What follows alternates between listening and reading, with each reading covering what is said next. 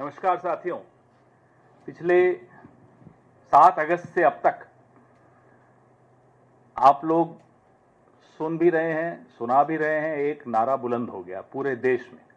हमने सोचा था सिर्फ बिहार में बुलंद होगा, लेकिन ये तो हरियाणा, महाराष्ट्र, राजस्थान, मध्य प्रदेश, गुजरात, इवन गुजरात, सब जगह बुलंद होता जा रहा है।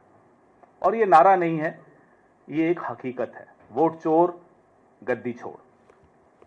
अब इस नारे के पीछे हो क्या रहा है? वोट चोरी के पीछे क्या हो रहा है? वोट चोरी क्यों की जा रही है? वोट चोरी तो एक शुरुआत होती है, उसके बाद कई तरह की चोरियां की जा रही है। वोट चोरी तो झांकी है, अभी जेब काटना बाकी है। आपकी जेब काटी जा रही है। यह प्रेस वार्ता वोट चोरी पर तो नहीं है, लेकिन जो पिछले 11 साल से चुराई हुई कुर्सी पर बैठकर प्रधानमंत्री जी, उनके कैबिनेट के सदस्यों के परिवार क्या कर रहे हैं। प्रधानमंत्री जी के पास एक भतीजों की फौज है। गडकरी जी का बेटा, अमित शाह जी का बेटा, ज्योतिरादित्य सिंधिया जी का बेटा, डोभाल जी का बेटा, ऐसे भतीजों की एक फौज है। एक तरफ ताऊजी बैठे हैं, नीचे भतीजों की पूरी फौज।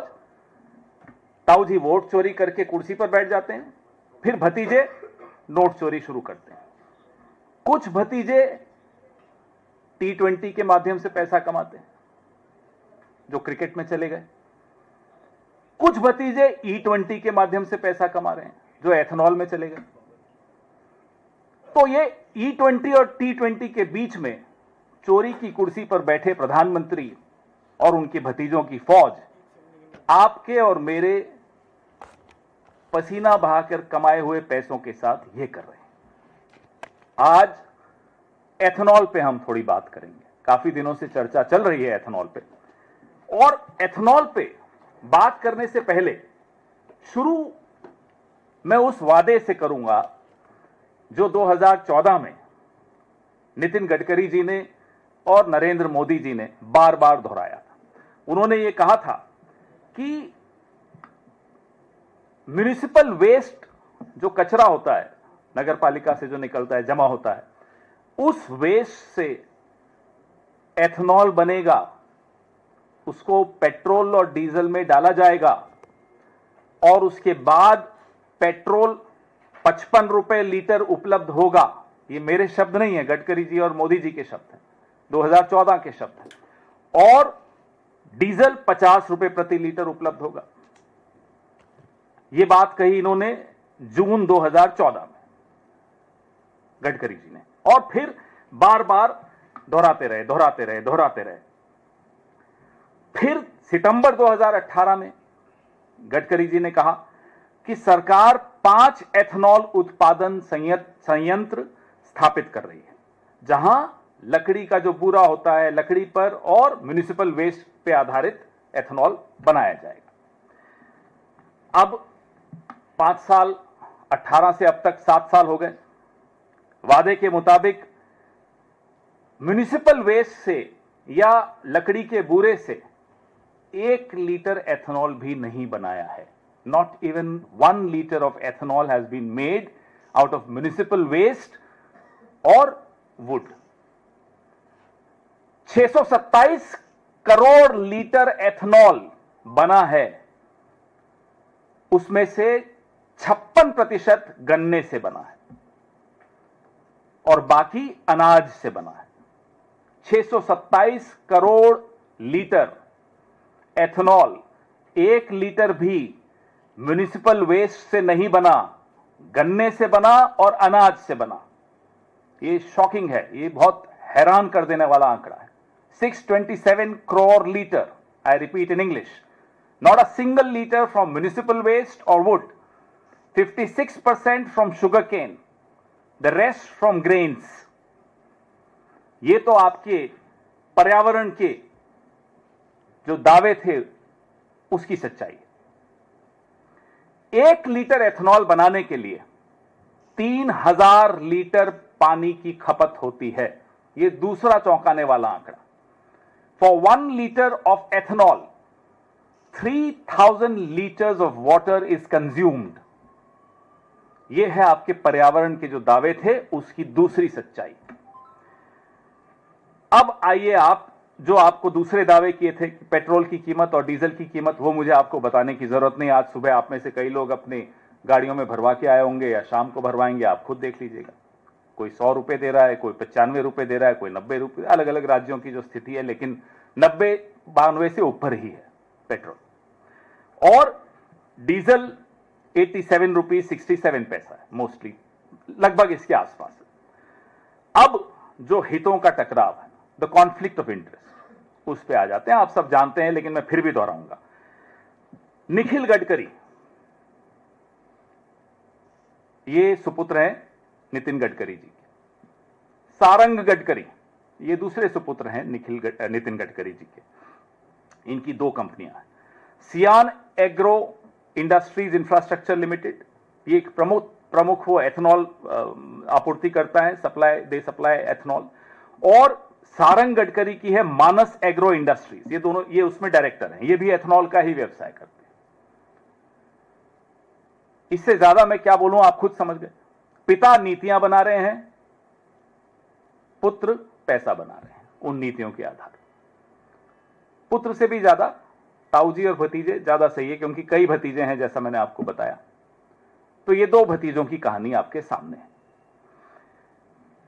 जो सियान एग्रो है निखिल गडकरी का, 18 करोड़ था इनका राजस्व, रेवेन्यू, जून 2024 में। पिछले साल जून में 18 करोड़ था, जब लोकसभा चुनाव हुआ ही था। अब जून 2025 में आ जाइए, 1 साल में 523 करोड़ हो गया। From 18 crore to 523 crore is the revenue of Cian Agro which is owned by Nikhil Gadkari. ये तीसरा आंकड़ा मैंने आपको दिया जो हैरान कर देता है। इनके शेयर्स की कीमत इन जनवरी 2025 37 रुपए 45 पैसे थी, अब 638 रुपए, फ्रॉम 37 रुपीज 45 पैसा to 638 rupees. It's a hike of 2184%, 2184% इनके शेयर्स की कीमत बढ़ी है। अब आइए अगले आंकड़ों पर। पिछले 11 साल के इतिहास में कोई एक स्कीम ऐसी नहीं है जो समय से पहले हासिल कर ली गई हो, पूरी कर ली गई, लेकिन ये एक स्कीम है। आप हंस रहे हैं। 2025 की समय सीमा से पहले 20% एथेनॉल मिश्रण हमने हासिल कर लिया। आप बधाई दे दीजिए ताऊजी को भी और उनके भतीजों को भी। ये भतीजों की कृपा है कि ये एक नीति, अब हम तो मोदी जी से एक ही गुजारिश करेंगे, साहब आपकी तमाम नीतियां जो हैं अपने कुछ कुछ भतीजों को उसमें डाल दो। कम से कम देश को वो नीतियां मिल जाएंगी कि हां हो गया।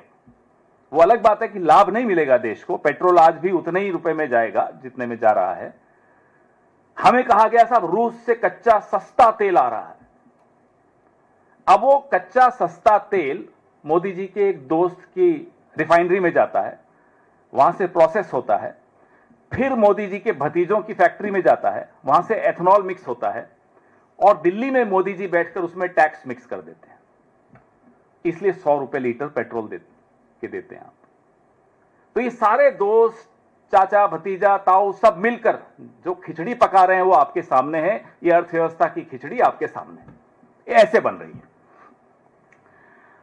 हमें कहा गया साहब एथेनॉल से माइलेज बहुत अच्छा होगा और रखरखाव की जो चिंताएं हैं आपके इंजन की वो खत्म हो जाएंगी। उल्टा हुआ। नीति आयोग खुद कह रहा है कि 6% माइलेज में गिरावट तो नीति आयोग स्वीकार करता है कि आती है, लेकिन हकीकत तो और ज्यादा है। 2023 से पहले जितने इंजन हमारे यहां बने हैं, they are not compatible with ethanol fuel. Engine damage हो रहे हैं, हमारी आपकी मेहनत की कमाई बर्बाद हो रही है, लेकिन किसी को कोई फर्क नहीं पड़ रहा, किसी को कोई चिंता नहीं है, क्योंकि चोरी की गद्दी है। उनको लगता है फिर से वोट चुराएंगे, गद्दी चुराएंगे और यही काम करते रहेंगे उनके भतीजे। अब E30 की भी बात हो रही है। हमारी आपकी चिंताओं की कोई चिंता नहीं उन लोगों को। हमने जब सब आप लोगों ने आवाज उठाई कि साहब इंजन डैमेज हो रहे हैं, हमें माइलेज कम मिल रहा है, तो बोले ये तो पेट्रोलियम लॉबी कर रही है। ये गडकरी जी कहते हैं, उन्हीं के वर्ड्स हैं कि पेट्रोलियम लॉबी की तरफ से आवाजें आ रही हैं। अरे साहब, ये हमारे इंजन से आवाजें आ रही, हमारी जेब से आवाजें आ रही। ये कोई पेट्रोलियम लॉबी के लोग नहीं है हम और आप। हम तो पेट्रोलियम लॉबी के शिकार हैं। अब हम एथनॉल लॉबी के भी शिकार हैं। आम नागरिक तो हर जगह से परेशान किया जा रहा है, पेट्रोलियम लॉबी भी और एथनॉल लॉबी भी और वोट चोर भी, सब परेशान कर रहे हैं। अब आपको मैंने बताया पानी, अनाज, तकनीकी प्रभाव। अब किसानों पर आ जाइए। किसानों का हमें कहा गया साहब ये एथनॉल की वजह से उनकी आय 2022 में दुगनी हो जाएगी। वो हकीकत भी आपके सामने है। किसानों को नहीं मिल रहा। शुगर केन की जो बड़े बड़े लोग हैं उनको जरूर मिल रहा है लाभ। गडकरी जी की बेटों की फैक्ट्रीज को मिल रहा है लाभ। किसानों को इसका कोई लाभ ट्रांसफर नहीं हुआ। उल्टा ग्रेन्स, अनाज सस्ते में उनसे लिया जा रहा है एथनॉल बनाने के लिए। वो लाभ भी किसानों को नहीं मिला। चावल हो या गेहूं हो, उसमें किसी का लाभ जो एथनॉल में अनाज जा रहा है किसानों को नहीं दिया गया। उनको जैसे सस्ते पेट्रोल से लाभ हमें नहीं हस्तांतरित हुआ, नागरिक को, कंज्यूमर, उपभोक्ता को, वैसे ही इसका भी लाभ किसानों को नहीं ट्रांसफर हुआ। यह भी लाभ जिनको लेना था वो ले गए। पर्यावरण के बारे में मैंने आपको बताया। जो जितने एथनॉल की डिस्टिलरीज हैं ये लाल श्रेणी, रेड कैटेगरी के प्रदूषक हैं। जो सबसे डेंजरस, सबसे एक्सट्रीम कैटेगरी है पर्यावरण के लिए नुकसान पहुंचाने वाली कैटेगरी, वो है रेड कैटेगरी। ये उस रेड कैटेगरी में आती हैं एथनॉल की डिस्टिलरीज। तो हमें एक बात कोई समझा दे सरकार की तरफ से कि ये एथनॉल से लाभ किसको हुआ, आम नागरिक को क्या लाभ हुआ, किसान को क्या लाभ हुआ, पर्यावरण को क्या लाभ हुआ, किसको लाभ हुआ, बताइए। ये सवाल रोज बढ़ रहे हैं। सवाल आज भी खड़े हैं, जवाब नहीं मिल रहा। उपभोक्ता के बारे में आपको बता चुका हूं, सवाल सारे बता चुके हैं, लेकिन हमारे सवाल अब प्रधानमंत्री जी आपसे भी हैं कि 2021 में जब आपने ये शब्द कहे थे कि जब हम 20% एथनॉल मिश्रण हासिल कर लेंगे तो कल्पना कीजिए कि किसान कितना पैसा कमाएंगे। तो मोदी जी अब आप बताइए 2021 के जरिए जो आपने एथनॉल मिश्रण किया उसका लाभ किसानों को कितना मिला, ये आंकड़े सबके सामने रखिए। माइलेज के आंकड़े सबके सामने रखिए। इंजन डैमेज की जो शिकायतें हैं उसके आंकड़े सबके सामने रखिए। नंबर 2, अगर एथनॉल मिश्रण का उद्देश्य पेट्रोल को 55 रुपए और डीजल को 50 रुपए पे लाना था तो हम सब दोगुना कीमत क्यों दे रहे हैं, ये आंकड़े सामने रखिए, ये कारण सामने रखिए। नंबर 3, अगर ये E20 एथनॉल को बढ़ावा देना एक सार्वजनिक नीति है तो गडकरी जी के बेटों को यह अप्रत्याशित लाभ क्यों मिला, ये लाभ उपभोक्ता को क्यों नहीं मिला, सिर्फ आपके भतीजों को क्यों मिल रहा है, ये भी आपको जवाब देना चाहिए। Zero tolerance for corruption, Modi ji के शब्द हैं, जीरो टॉलरेंस फॉर करप्शन। एक नया कानून लाने की कोशिश की, 130वां संशोधन, 130th amendment to the constitution of India. हम ये जानना चाहते हैं कि जब ये 130वां संशोधन पारित हो जाएगा, क्या उससे पहले आप अपने ये तमाम भतीजों की फौज पर कोई जांच बैठाएंगे? आपके जो भाई हैं कैबिनेट में सारे, मैंने नाम गिनाया आपको, अमित शाह, गडकरी जी, सिंधिया जी, और कैबिनेट के भी ऊपर जो बैठे हैं डोभाल जी, कोई एथनॉल से कमा रहा है, कोई क्रिकेट से कमा रहा है, कोई पाकिस्तान से कमा रहा है, कोई पता नहीं क्या क्या बेचकर कमा रहा है। इन सब पर जांच होगी क्या? 130वें संशोधन से पहले होगी क्या जांच? और 130वें संशोधन का प्रभाव इन लोगों पर पड़ेगा या नहीं पड़ेगा? और आखिरी 2014 से लेकर 2025 तक 38.89 लाख करोड़, लगभग 40 लाख करोड़, 38.89 लाख करोड़ आपने पेट्रोल और डीजल पर जो सेस के जरिए कमाया है, उस पैसे का हिसाब इस देश के नागरिकों को मिलेगा या नहीं मिलेगा? They have made almost 40 lakh crore out of the cess they charge on petrol and diesel from us. इन सब सवालों के जवाब हमें मालूम है नहीं मिलेंगे, क्योंकि ये लोग वोट चुरा कर आते हैं और फिर जेब काट कर जाते हैं। अब आपके सवाल इसी पर रखिएगा, कोशिश तो यही करिएगा। Recently, we have seen that how the Supreme Court has also rejected the plea which was being filed for this matter only. At that point in time, also Kerala Congress had also tweeted saying that it should not have been done. At least the Supreme Court should have listened to this petition. To which the BJP had replied that you want to target the Indian state.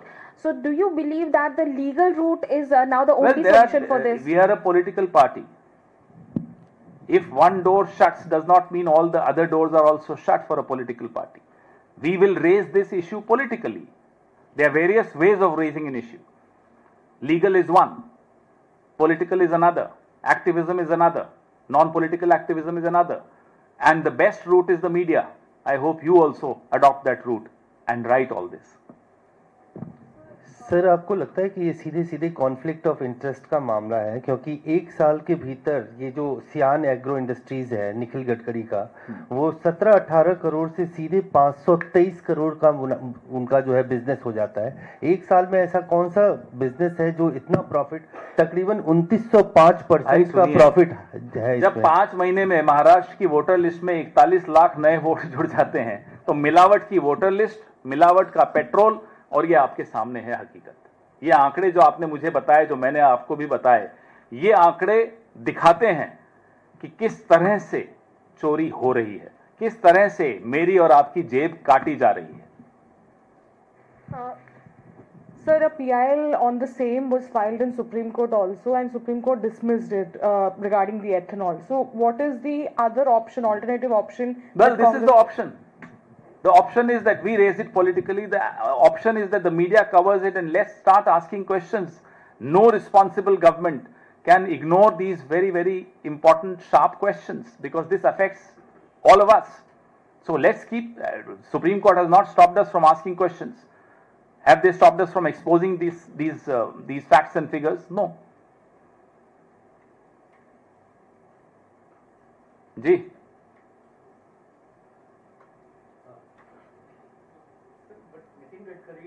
Mike.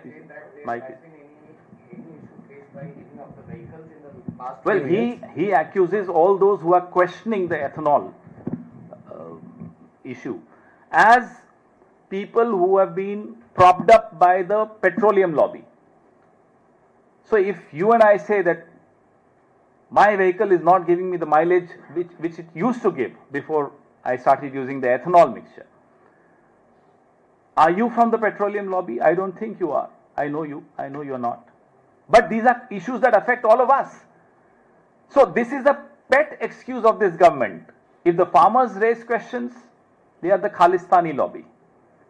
If the youth raise questions, they are the anti-national lobby. If you and I raise questions about our vehicles, we are the petroleum lobby. Congratulations, you also belong to a lobby now.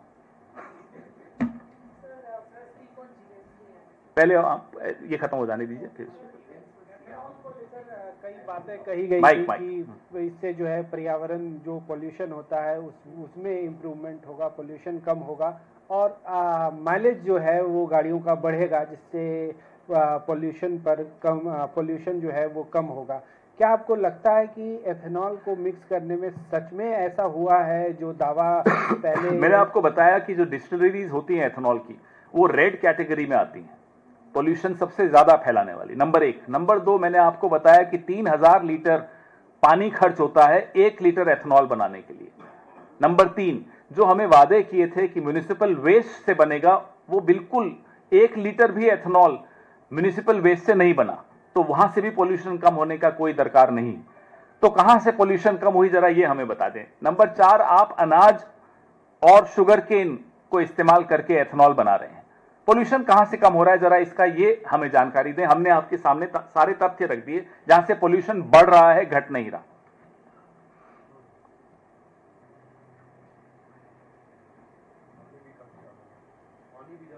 तीन 3000 litre प्रति litre of ethanol पे 3000 litre पानी खर्च हो रहा है, ये minimum बता रहा हूं। जी अरुण जी, आप कुछ पूछना चाह रहे थे? विषय अंतर है, शुरू करिए। अब ए फॉर अरुण है, चलिए अरुण से ही शुरू करते हैं। सर, जो जीएसटी के नए स्लैब्स हैं 3, एक 40% वाला जो स्लैब है 28 हटा करके, उसको लेकर के आप लोगों ने सवाल उठाने कल से शुरू कर दीजिए। बेसिकली क्या आप लोग चाहते हैं कि 2 ही स्लैब रहे या फिर तीसरा स्लैब है उसमें कोई संशोधन चाहते हैं? शुरू से 2016 से राहुल जी 2 ही स्लैब्स की बात कर रहे हैं। इनको या तो समझने में 9 साल लग जाते हैं, या अपने अहंकार को नीचे करके फिर राहुल जी की सलाह मानने में 9 साल लग जाते हैं, मुझे नहीं मालूम। अब हमने अभी एक आवाज कल उठाई है, अब इनके पास 9 साल तो बचे नहीं। अब अगले 8-9 महीने में भी, मुझे लगता है वो भी मैं ज्यादा बोल रहा हूं, 8-9 हफ्ते में ये भी सलाह मान ले राहुल जी की, तो अच्छा रहेगा, नहीं तो फिर हम आके कर देंगे, चिंता मत कीजिए। माइक दीजिए भाई। जैनेंद्र जी ने आज खाना नहीं खाया, आवाज कम आ रही। सर, इसी से जुड़ा हुआ सवाल है कि कल निर्मला सीतारमण से पूछा गया इसको लेकर के, जो कांग्रेस निशाने साध रही है, तो उन्होंने कहा कि क्या कांग्रेस चाहती है कि टोबैको पर जो है वो टैक्स जो है वो घटाया तो जाए? पिछले 11 साल से जो आप कर रहे थे, तो क्या आप ये चाहते थे कि टोबैको पे कम वाला स्लैब हो? ये अजीब सी बात है। पार्टी की क्या नीति है सर? वो पार्टी की नीति है कि एक सिंप्लीफिकेशन होना चाहिए। GST should be good and simple tax, it cannot be a complicated. Tobacco उत्पादों पर सर क्या बात वो नहीं है कि कौन सा उत्पाद और कौन सा उत्पाद नहीं। बार बार हम कह रहे हैं साहब 2 स्लैब्स रखिए, और 9 साल लग गए इनको हमारी सलाह मानने में। माइक ऑन करिए सर। ये जब ये रोल आउट किया गया था जीएसटी, तो संसद का विशेष सत्र बुलाया गया था, रात को स्पीचेस, रात को 12 बजे बिल्कुल, और इसको कहा गया था कि 1 नेशन 1 टैक्स 1 मार्केट। और फिर कांग्रेस ने जब इसका क्रिटिसिज्म किया तो उन्होंने कहा कि ये गब्बर सिंह टैक्स है। राहुल गांधी का ये बड़ा फ्रेज चला था उसमें वहाँ। तो ये जो गब्बर सिंह टैक्स है, विज़ इनका जो ये क्लेम था कि 1 नेशन 1 टैक्स 1 मार्केट, तो इसको कहाँ देखते हैं? 1 नेशन 5 स्लैब्स 6 स्लैब्स हकीकत तो यही थी ना। फिर तभी तो आवाज उठाई राहुल जी ने और कांग्रेस पार्टी ने, 9 साल बाद माना। हमें समझ में नहीं आ रहा, हमें नहीं मालूम कि वाकई इनकी क्या समझ कम है कि इनको 9-10 साल लग जाते हैं। किसानों के मामले में 3-4 साल लग गए, राहुल जी जो कह रहे थे, फिर मानना पड़ा।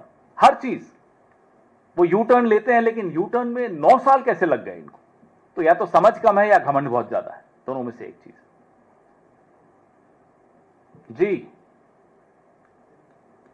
और कोई विषय नहीं आज।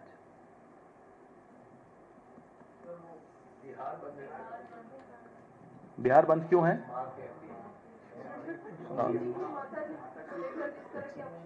प्रयोग किया गया, उसको लेकर बिहार तो अपमान सिर्फ बिहार में हुआ था क्या? बिहार से किया गया इसलिए। तो पूरे भारत में अपमान नहीं हुआ क्या? वो चुनाव बिहार में है इसलिए बिहार बंद। और ये हमने आपको, जिस दिन ये वाकया हुआ था उसी दिन आप सब में से कई लोग थे जिनको मैंने ही बाइट दी थी। ये टूल किट शुरू हो गया है, आपको भी दी थी। ये टूल किट था और है, और अब ये टूल किट एक्सपोज हो चुका है कि पहले गाली दिलवाते हैं, फिर हंगामा मचाते हैं, फिर मुद्दा बनाते हैं, फिर मोदी जी आते हैं, आंसू टपकाते हैं, और मेरी मां का अपमान हो गया ऐसे करके बोलते हैं। हाथ यूं होते हैं, आंखों में आंसू होता है, टोन एकदम बदल जाती है। रंगमंच को भी इससे बेहतर कलाकार नहीं मिलेगा। और एक ऐसा व्यक्ति जिसको इस देश ने इतना कुछ दिया, तीसरा टर्म दिया, इतनी गलतियां माफ कर दी, उस आदमी को जम्मू कश्मीर की बाढ़ नहीं दिखती, उस आदमी को और किसी की मां नहीं दिखती, किसी का अपमान होता हुआ उसको कोई फर्क नहीं पड़ता। हजारों लोग बिना ट्रायल के जेल में बैठे हैं, उनकी मां नहीं दिखती। उस आदमी के आंसू सिर्फ इलेक्शन में ही क्यों टपकते हैं? क्यों सिर्फ बिहार ही बंद है? अब इस टूल किट को आप कितना भुनाओगे? ये टूल किट एक्सपोज हुए को भी कई साल हो गए। अब नेक्स्ट सर, वो ईपिक वाले इशू को लेकर के आप लगातार निशाने पर है बीजेपी के। पहले उल्टा बोल रहे हैं, बीजेपी हमारे निशाने पर है। तो अब उसी के काउंटर में आप निशाने पर है। पहले आपके 2 वोटर कार्ड मैं आज भी उनको निशाने पे ले रहा हूं। जी सर, सवाल तो, और इसके बाद आपकी पत्नी जो है नीलिमा कोटा जी, उनके 3 वोटर कार्ड का मामला भी सामने आया, बीजेपी की तरफ से लाया गया। तो सवाल वही उठाया जा रहा है कि एक तरफ आप लोग मुझे बताइए, वोटर लिस्ट में अनियमितता की बात करें, आपके कई वोटर कार्ड, एक वोटर की हैसियत से मैं हूं या आप हो, कोई भी हो, उसकी क्या जिम्मेदारी है? उसकी जिम्मेदारी है कि जब वो शिफ्ट करता है तो वो एक फॉर्म भर के दे देता है। उसके बाद किसकी जिम्मेदारी होती है? चुनाव आयोग की, जाहिर सी बात है। बीएलओ जब भी रोल रिवीजन होता है, हर इलाके में उसको जाना चाहिए, जो उसका काम है, हर घर में जाना चाहिए, जांच करने के लिए कि ये वोटर अभी मौजूद है या नहीं, जीवित है या नहीं, ट्रांसफर तो नहीं हो गया, कोई नए तो नहीं आ गए, ये सब बातें। जिस घर को मैंने 2016 में छोड़ा था, 16 से 25 तक कम से कम 7-8 बार रोल रिवीजन हुआ है। अब ये आपके सामने एक और एक्सपोजर खुद बीजेपी ने कर दिया कि इस तरह से चुनाव आयोग चलता है कि 7-8 रोल रिवीजन के बाद भी मेरा नाम नहीं कटा, मेरे अप्लाई करने के बाद भी मेरा नाम नहीं कटा, मेरे नए जगह वोट बनाने वाला भी चुनाव आयोग, नई कॉन्स्टिट्यूएंसी में, दूसरी कॉन्स्टिट्यूएंसी, फिर भी पुरानी में नहीं कटा। बताइए, इससे बढ़िया मेरी मदद बीजेपी से ज्यादा और कौन कर सकता है? पहले अनुराग ठाकुर ने हमारी मदद की, अब बीजेपी के बाकी नेताओं ने की, उनको हम धन्यवाद देते हैं। सर, एक सवाल बिहार से और एक और बात, मुझे नोटिस देने में 3 घंटे लगे। राहुल जी की तो प्रेस वार्ता के दौरान ही उन्हें नोटिस दे दिया गया। न अनुराग ठाकुर को नोटिस मिलता है, न महादेवपुरा के 1 लाख फर्जी वोटर्स जिनके हैं, जो उनको नोटिस मिलता है, मुझे तुरंत मिल जाता है। मैं मांग बार बार दोहराता हूं कि नई दिल्ली के उस पोलिंग बूथ का सीसीटीवी फुटेज मैं मांग कर रहा हूं, मुझे चाहिए। मैं देखना चाहता हूं कि मेरे नाम से वोट किसने दिया, अगर दिया तो।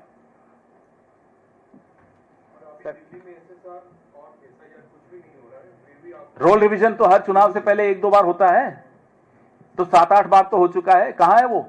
सर, बिहार से क्यों नहीं कटा वो नाम मेरा? जी, बिहार से एक सवाल और है कि आपने कहा कि 89 लाख कंप्लेंट्स आप लोगों ने फाइल की हैं, तो क्या इस पे आपको थोड़ा सा प्रकाश डाल सकते हैं कि ये जो डेटा आपने 89 लाख बताया है, इसको कैसे कंपाइल किया है और इसको किस फॉर्मेट, मतलब फॉर्मेट को तो उन्होंने कहा कि फॉर्मेट सही नहीं है, तो इसको कहां कैसे क्या हो क्या रहा, मैं आपको बताता हूं। कैसे इसको आपने सबमिट किया है? बीएलए के माध्यम से अगर हम शिकायतें दर्ज कराने की कोशिश करते हैं तो वो स्वीकार नहीं की जा रही, सरेआम मना किया। ना केवल कांग्रेस को, बाकी पार्टियों का भी यही अनुभव है। बीजेपी को जरूरत है नहीं, क्योंकि उनका काम तो चुनाव आयोग ही कर लेता है। हम अपनी पार्टियों की बात कर रहे हैं जो बीजेपी के साथ नहीं है।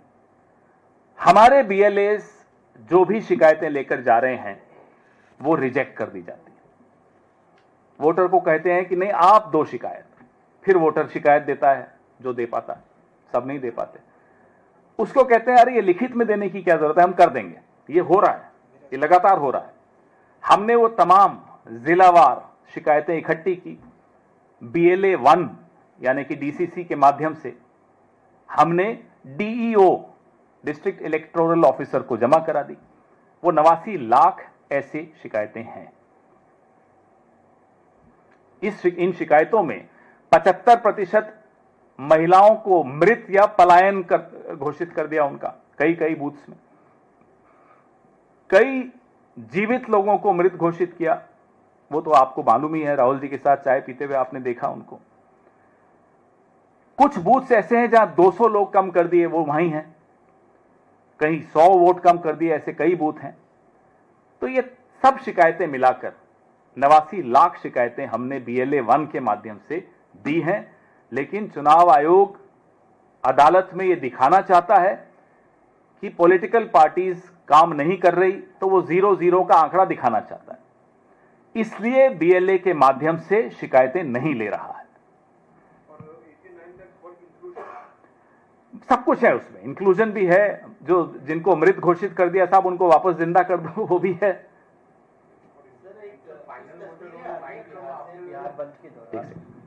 बिहार बंद के दौरान कुछ तस्वीरें आ रही हैं सोशल मीडिया पे, जिसमें कई जगहों पे बीजेपी के कार्यकर्ता एम्बुलेंस को रोक रहे हैं, जो गवर्नमेंट टीचर्स हैं वो अगर जा रहे हैं उनके साथ महिलाओं के साथ मारपीट की जा रही है। इस तरह की तस्वीरें इसी को कहते हैं, एक तो चोरी हो, ऊपर से सीना चोरी। अरे चोरी करते हुए पकड़े गए हो आप, अब आप किसी चोर को पकड़ लो और फिर कह रहे मुझे गाली दे दी, मुझे गाली। अरे आपके साथ तो जो आपने हमारे साथ किया वो तो देखो, आपको अब सजा ये मिलेगी कि आपको लोग हराना चाहते हैं। अब आप जबरदस्ती बिहार बंद कराओ, फिर बदतमीजी करो लोगों के साथ, मरीजों को रोको, तो क्या कर रहे हो आप? आपकी चोरी पकड़ी गई, लब्बो लबाब यही है। हाँ आप आनंद। Final voter rolls in Bihar might come after September 30th when the election date will be announced. Why should I look at it? Let the court look at it. Let the court look at it. इनको दो प्रदीप। मेरा उपराष्ट्रपति चुनाव को लेकर सवाल है। ये जो उपराष्ट्रपति चुनाव में हमने देखा है कि जैसे जैसे ये मुकाबला करीब आ रहा है, नक्सली ठहराते हुए बड़े आरोप लगाए गए हैं जो विपक्ष के उम्मीदवार हैं सुदर्शन रेड्डी। इनके आरोपों में आपका क्या जवाब? इसका जवाब कई सेवानिवृत्त न्यायाधीश बहुत खुलकर दे चुके हैं, कई लोग दे चुके हैं। ये लोग जिनको 9 साल लग जाते हैं राहुल गांधी की सलाह समझने में, आपको लगता है कि ये कोई पूरी जजमेंट पढ़कर समझेंगे उसमें क्या क्या लिखा है? वो जजमेंट अगर आप पढ़ लें, आपके पास समय कम होता है क्योंकि सुबह से शाम तक रिपोर्टिंग में होते हो, लेकिन पढ़ लीजिए, मैं कहता हूं आपको, मैं भिजवा दूंगा आपको, वो आप जजमेंट पढ़िए। वहां नक्सलवाद के खिलाफ क्या लिखा है, माओवाद के खिलाफ क्या लिखा है, वो बिना पढ़े। अमित शाह तो मैंने सोचा था पढ़े लिखे हैं, अब हो सकता है वहां भी गलत हो गया होगा, कुछ मुझसे गलती हुई होगी। एंटायर पॉलिटिकल साइंस वाले नहीं पढ़ते, समझ में आता है। लेकिन अमित शाह तो मैंने उनकी डिग्री देखी थी, कुछ था उनके एफिडेविट में, कुछ डिग्री विग्री है उनके पास भी कहीं की, तो वो तो पढ़ लेते। तो बिना पढ़े, और इस जजमेंट को 11 साल हो गए, क्या किसी भी कोर्ट ने इस जजमेंट को पलटा? सुप्रीम कोर्ट के एक जज की जजमेंट को का हवाला देकर आप उस जज का चरित्र हनन कर रहे हैं, और वो भी बिना जजमेंट पढ़े कर रहे हैं। इससे ज्यादा वाहियात बात और कोई नहीं कर सकता, सिर्फ गृह मंत्री ही कर सकते हैं इस देश के। सर मेरा नाम प्रशांत है, मैं हिंदुस्तान समाचार मैं जानता हूं आपको सर। प्रशांत कुमार मिश्रा, आगे बोलिए। जी सर, राहुल जी ने बिहार में हाइड्रोजन बम की बात की थी, सर कब तक आ रहा है? बहुत जल्दी में हो आप, इतनी जल्दी तो मोदी में को भी नहीं है, थोड़ा इंतजार कीजिए। इस इंतजार का भी बड़ा अलग मजा होता है, थोड़ा हमें भी मजे लेने दीजिए, थोड़ा ब्लड प्रेशर तो बढ़ने दीजिए। पंजाब को लेकर बाढ़ की स्थिति बहुत खराब है पंजाब में, और जो सेंट्रल असिस्टेंस मिलना चाहिए या पैकेज मिलना चाहिए पंजाब को, जो हालात है वहाँ पे 1000 से ज़्यादा गांव, 1300 से ज़्यादा गांव बाढ़ से प्रभावित है, तो अभी तक सेंटर ने कोई पैकेज या कोई रिलीफ नहीं है ना उससे। देखिए साहब, रिलीफ तो बहुत दूर की बात है। प्रधानमंत्री ने सिर्फ एक राज्य में जरूर बात की मुख्यमंत्री से, और भी राज्य हैं जहां बाढ़ की हालत बहुत गंभीर है। पड़ोस में जम्मू कश्मीर है, पड़ोस में हिमाचल है, पड़ोस में उत्तराखंड है, कहीं बात नहीं कर रहे हैं। पैकेज तो आप बहुत दूर की बात कर रहे हैं। कल राहुल गांधी जी ने मांग की है और हमारी पूरी पार्टी पंजाब में सड़कों पर है, राहत पहुंचा रही है। आपने कल सोशल मीडिया पे भी देखा होगा किस तरह से हमारे भूतपूर्व मुख्यमंत्री चन्नी जी हुए या राजा वड़िंग जी हमारे पीसीसी प्रेसिडेंट हुए, हमारे तमाम नेता पंजाब के सड़कों पर हैं, गांव-गांव में जा रहे हैं, खेतों में जा रहे हैं, राहत सामग्री जुटा रहे हैं। लेकिन जिसका ये काम है उसने तो इतना भी मुनासिब नहीं समझा कि उमर अब्दुल्ला को भी फोन कर लेते, सुक्खू जी को भी फोन कर लेते। कहीं तो कुछ तो दिल दिखाइए, है आपके पास। हमें तो मालूम है नहीं है, लेकिन आप लोगों में से कुछ लोग ऐसे हैं जो आज भी मानते हैं प्रधानमंत्री के पास एक दिल है जो देश के लिए धड़कता है। हमें नहीं लगता है। खत्म करें? Thank you.